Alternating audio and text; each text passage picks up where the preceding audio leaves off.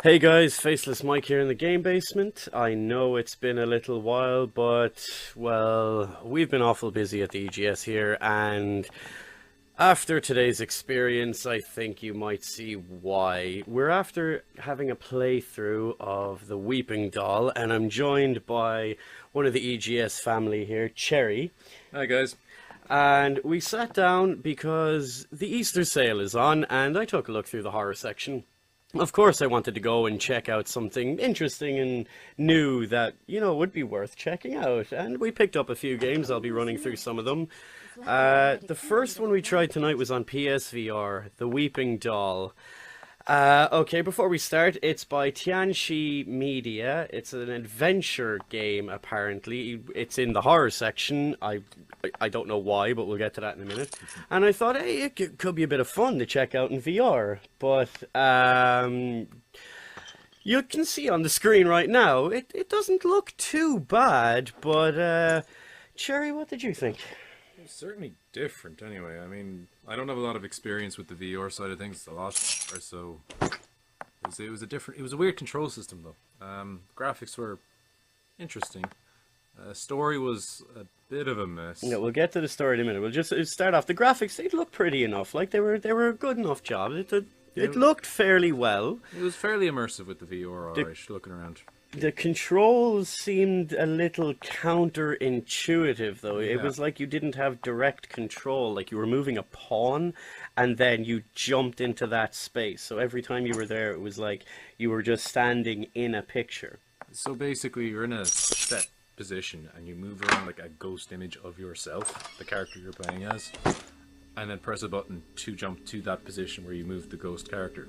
Also, in the position, you can press the shoulder buttons or the analog stick to rotate 45 I should tidy up a little. Oh no, that quick spin thing is a thing that they've implemented in VR. It's to help with motion sickness. I get that. That has been a bit of a thing in games since I've been trying out some VR stuff from the Gear VR when that first became a thing.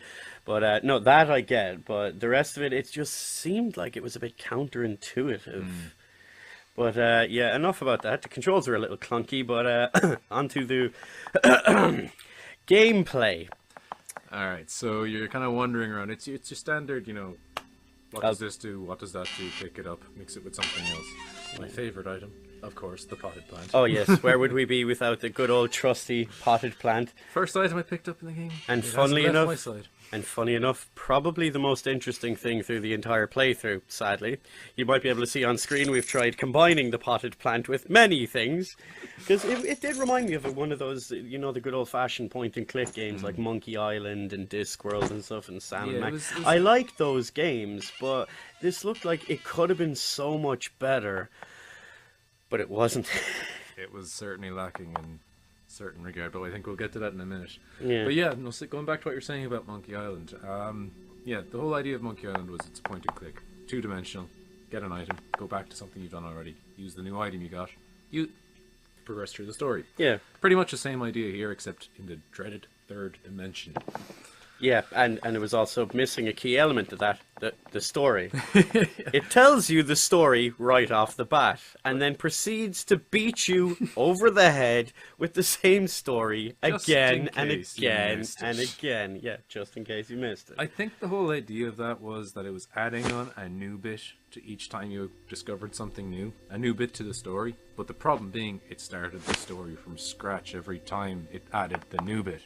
Yeah, and the story is literally like a paragraph. It's like a creepypasta from Reddit. Essentially. And there's some weird points there. I don't know if you pop up on screen now where you hit an item and then like a black and white screen. What's wrong, Chinda? I'm sure you'll see it on screen now. Yeah, it'll be like, instead of telling you or doing some kind of flashback, it's like a magical projector jumped up in front of you. It kind of ruined a bit of the immersion from the game, I think. Just a bit. And the fact that the art style wasn't bad, it was just diametrically different from what you were in the game. If they weren't going to do in-game graphics, they could have probably done a better way of presenting that. Because, like, it's not that it was done poorly, that by, like, inexperienced programmers or anything. It was done badly. Yeah. Like, they were being lazy or something. There were lots of good elements in the game which could have been combined in a better way to make an overall better experience. I don't know. It was lacking in the genre it was trying to compete in. And like we said, we'll get onto, as you said, the story and the point. This is supposed to be a horror game, I think. Well, it was in the horror section. I was waiting the entire game, which, might I add, is about an hour long, for the horror. And then the big climax at the end, we were like, is that it? Wait, no, there has to be more to this. No, wait, what? This room looks like an end credits room. Yep. You couldn't even tell the game was over. It just kind of stopped. It's possible we missed something. I don't think we did, because we pretty much hit the whole story. Oh, no, at the end we went back through the entire place, just in case, to combine everything with everything else, which got an extra 20 minutes of game time. In terms of story, it was pretty linear in terms of progression. I know it was in a Oh yeah, no, but that's not necessarily bad, but it's because there was no story. What I mean by that is that, like, it's pretty hard to miss something in that regard. Oh yeah, yeah. Because you went into a room, you got something, and that allowed you access to another room. Now, that room might not have been the next one in after that room. You could have gone back into a main room and into the next room beside the room you went into, or something like that. But it was pretty linear in that regard. Yeah, it's like, I don't know, there was so much potential there. Like, the idea isn't bad, having a 3D point and click adventure, like the old school ones, like we brought up Monkey Island now. That's great. They had an idea for a horror story, which you're like, okay, no. Like, even though it beats you over the head with the story, it was like, no, okay, maybe we're going somewhere with this. I can see where this could go. And we never left. It never brought us anywhere. We were meant to go on this journey, and we never left the friggin' house. It was just so slow as well, especially like when you're getting towards the middle, towards the middle or end of the story, so to speak. I remember, as we said earlier, that it told you the entire story again and again and again, and you're just sitting there waiting for it, going, I know. Oh, that's new. Oh, I know. Okay, we've been trying to go through some other horror stuff this evening, and I got Cherry to take a tryout of Kitchen, for any of those that don't know. It's the Resident Evil kind of like VR teaser demo type thing.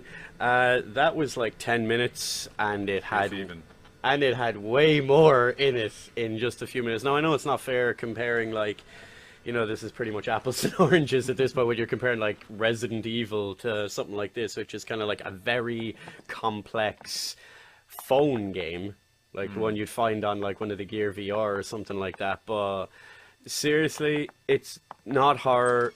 There shouldn't be horror in it. It hints that it might have been horror. I'd let a kid play this.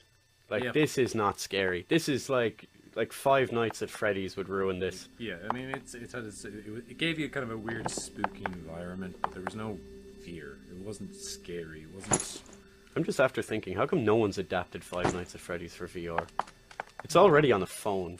Like, I'm pretty sure it wouldn't take too much, because, like, you move around with the mouse anyway. Yeah, maybe. Oi, lads, get on it. You know what we're saying?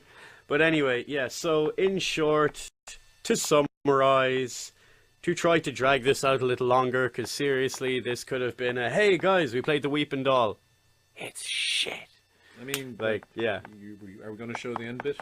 Yeah, we'll cut and put the end bit in here, yeah. I mean, you see there, I mean, the scariest part of the thing, you're sitting in a dark room next to a talking doll who's giving you a PowerPoint fucking presentation. What was that bit? During the game, yeah. You're saying that, it's like, oh, the character that you play is like, oh my god, something's wrong. I need to go check something, really? And as Cherry pointed out, really? No shit, you just got a PowerPoint presentation from a fucking doll and you just discovered something's wrong now? Yeah, it was, I don't know what to call it. I don't know what to say about this game, really. It's not fun. It was tedious.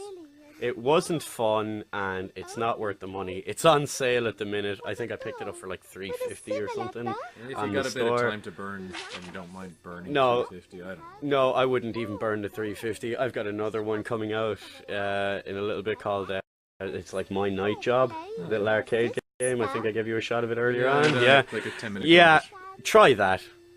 Try anything else. Keep Just you more entertained. yeah, just don't bother. I've got Metacritic up at the minute. It's got a 32 score on Metacritic. User score 3.8. That's being generous. But anyway, that's enough for us now, guys. I shall talk to you all again soon. I promise we will not take as long getting more videos out. And the Weeping Doll, yeah, don't. See ya. Alright. Father is so mean to me. They don't let me out and won't give me anything to eat.